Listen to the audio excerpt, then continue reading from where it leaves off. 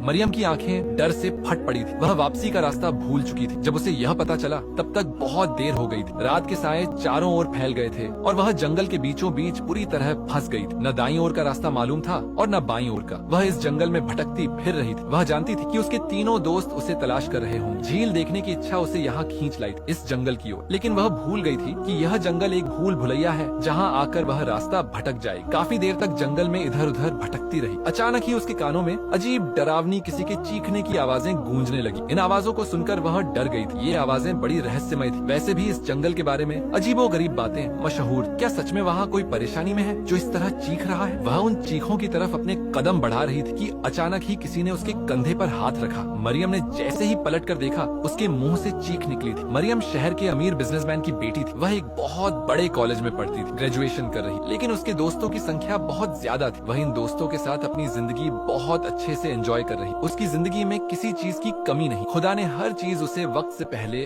अता कर दी। उसके 2 भाई और भी थे, लेकिन मरियम अपने भाइयों की अकेली बहन। मरियम अपने माता पिता की बहुत लाडली थी। उसकी खूबसूरती की वजह से सब लोग भी उसे बहुत पसंद करते थे, क्योंकि मरियम की आंखें गहरी हरी थी। मरियम के बाप का नाम शेख मोहम्मद था। उसका हीरो का कारोबार। पहले वह एक गरीब आदमी था, लेकिन न जाने उसके साथ जिंदगी में ऐसा क्या हुआ कि उसके हालात बदल गए। अब वह करोड़ों में खेल रहा था कि हीरो की दुकान। वह अपनी बेटी से बहुत मोहब्बत करता था। शेख मोहम्मद अपनी बेटी के लिए अपनी जान तक कुर्बान करने के लिए तैयार हो जाता। वह अपने सारे रिश्तेदार से कहता कि जब से मरियम मेरी जिंदगी में आई है तब से मेरे हालात बदले हैं, वरना पहले तो मैं गरीब ही था, लेकिन अचानक मेरी किस्मत बदल गई जब मरियम मेरी जिंदगी में आई। वह अपनी बेटी मरियम से जान की हद तक मोहब्बत करता था। यही वजह थी कि माता पिता के काफी हद तक मरियम को बिगाड़ दिया था। अभी मरियम 18 साल की हो चुकी थी। 18 साल की होने की खुशी में माता पिता और भाइयों ने अपने घर में एक बहुत बड़ी बर्थडे पार्टी रखी थी। पार्टी बड़ी ही शानदार थी, जिसमें शहर के अमीर लोग आए। अचानक ही सब लोग बुरी तरह चीखने लगे। उनके चीखने की वजह था वह एक मोटा काला लंबा नाग जो बहुत ही डरावना था। दीवार पर दिखाई देने वाला वह नाग जिसकी दहशत से सारे मेहमान चीखने लगे। लेकिन मरियम ने जैसे ही उस काले नाग, अंधेरे में चमकने वाली उसकी हरी आंखें बहुत ही खूबसूरत थी और वह दीवार पर चिपका बैठा था। लेकिन जैसे ही शेख मोहम्मद की नजर उस काले नाग पर पड़ी, उस पर शदीद दहशत तारी हुई और वह वहीं पर गिरकर बेहोश हो गया। सब हैरान थे, क्योंकि उस काले मोटे नाग ने किसी को डसा भी नहीं था, बल्कि वह चुपचाप दीवार के दूसरी तरफ होता हुआ यहाँ से गायब हो गया। मेहमानों में खलबली मच गई। खुद मरियम भी अपने बाप की हालत देखकर परेशान हो गई थी। लेकिन फिर काफी महीने गुजरे, सब लोग इस बात को भूल गए। फिर मरियम ने अपनी कॉलेज की पढ़ाई शुरू कर दी थी। लेकिन एक दिन उसकी सहेलियां कहने लगी कि क्यों ना हम घूमने फिरने का प्रोग्राम बनाते हैं। वे उस जंगल में जाने वाले थे जिसके बारे में कई कहानियां मशहूर थी। वहाँ पर पुराने खंडहर भी थे। अपने बाप की गाड़ी भी ली, क्योंकि उसके घर में गाड़ियों की संख्या बहुत ज्यादा थी। मरियम खुद भी बहुत अच्छी ड्राइविंग करती। फिर उन्होंने अपने सफर का आगाज किया। उसकी सहेलियां जीनत और आलिया भी उसके साथ थी, जबकि एक लड़का जिसका नाम आमिर था वह भी मरियम का दोस्त था। वह बड़ी ही जोशीली नजर आ रही थी कि वह एक ऐसी जगह पर जाने वाली है जिसके बारे में कई बातें मशहूर हैं। वे उन पुराने खंडहरों को देखने वाले थे जो बादशाहों और अमीरों के द्वार के हैं, जो अब मुकम्मल तबाह व बर्बाद हो गए थे। लेकिन जैसे ही वे इस जगह पर आए तो उन पर खौफ तारी हो गया, क्योंकि यह जगह बहुत डरावनी और रहस्यमय लग रही। यहाँ पर एक होटल भी बनाया हुआ था जो स्थानीय लोगों ने तैमार किया था, और वही यहाँ पर आने वाले टूरिस्टों को गाइड किया करते थे। इस जंगल में एक झील भी थी जिसे देखने की इच्छा मरियम के अंदर जागी थी। वह इस झील को देखना चाहती। अभी रात का वक्त हो रहा था। मरियम की दोनों सहेलियां कहने लगी कि नहीं, हम वहाँ नहीं जाएंगे, क्योंकि मुझे यहाँ पर बहुत डर लग रहा है। कल सुबह होते ही हम वापस चले जाएंगे। आमिर भी यहाँ आकर कुछ में मग्न लोगों से पूछती हुई यहाँ तक पहुँच गई। लेकिन जैसे ही उसने नीले पानी वाली इस झील को देखा तो हैरान रह गई। वह बहुत ही खूबसूरत चांद का अक्स इस झील के ऊपर पड़ रहा था। वह इसे देखकर बहुत खुश हो रही। काफी देर तक वह इस झील को देखती रही, इसके ठंडे पानी से लुत्फ उठाती रही। लेकिन जैसे ही वह वापस जाने लगी तो उसके होश उड़ गए, क्योंकि वह वापसी का सफर भूल गई। वह गलती से दाईं ओर की बजाय बाईं ओर मुड़ गई और इस जंगल में भटक गई, क्योंकि वह यहाँ पर नहीं। उसे इन रास्तों का इल्म नहीं था, लेकिन वह जान गई थी कि इस जंगल में वह बहुत ज्यादा आगे निकल आई और वापस जाने का रास्ता भूल गई। वह दोनों हाथों में तेज खाने खड़ी थी कि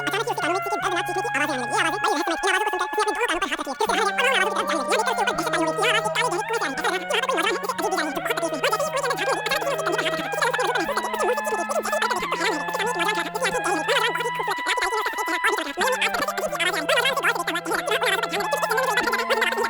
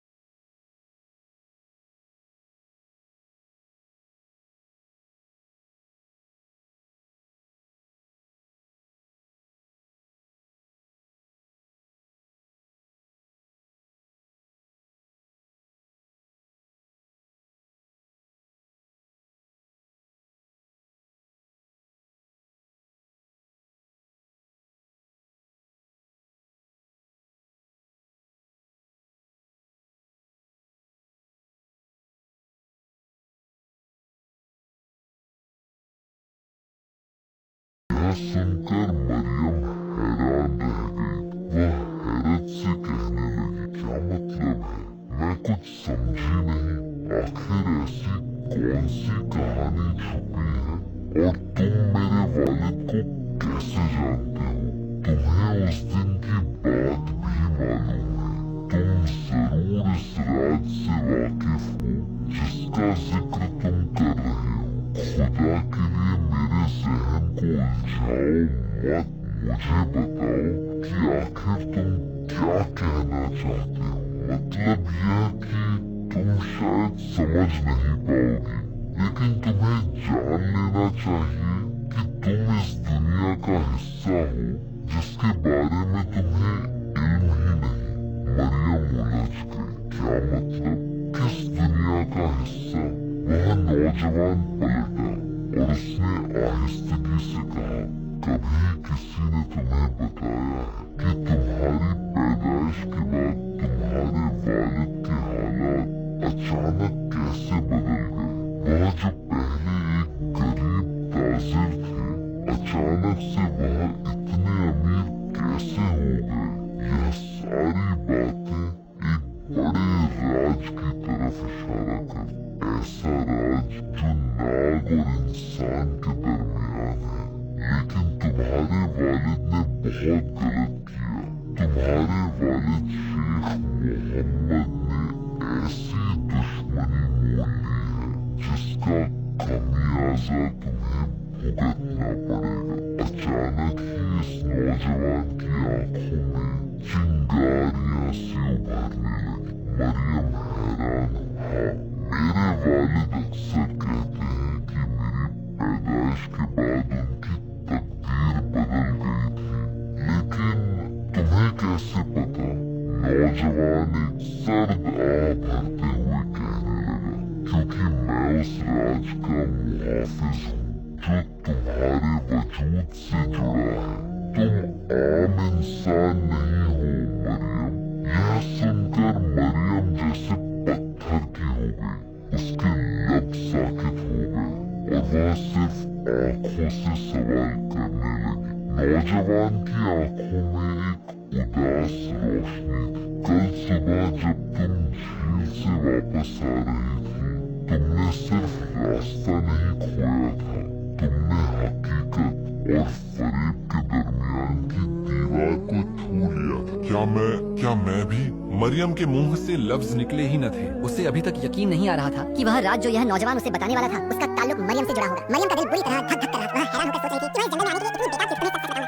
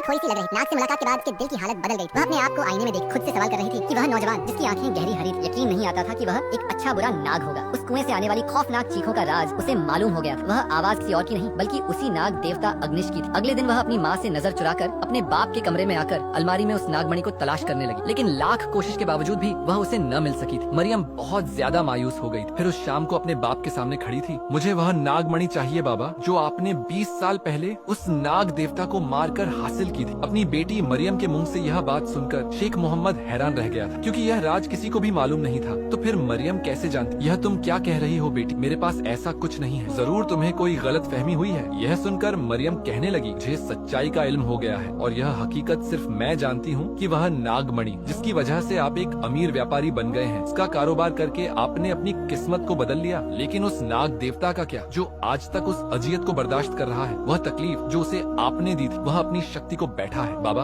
आप उस नागमणि को मुझे ला कर दें। मैं वापस उसे उस कुएं में पहुंचा दूंगी जहां पर वह नाग देवता रहता है। यह सुनकर शेख मोहम्मद पूरी तरह खौफजदा हो गया था। वह जान गया था कि उसकी बेटी मरियम को उसकी सारी सच्चाई का इल्म हो गया है। अब उससे बात छुपाने का कोई फायदा नहीं।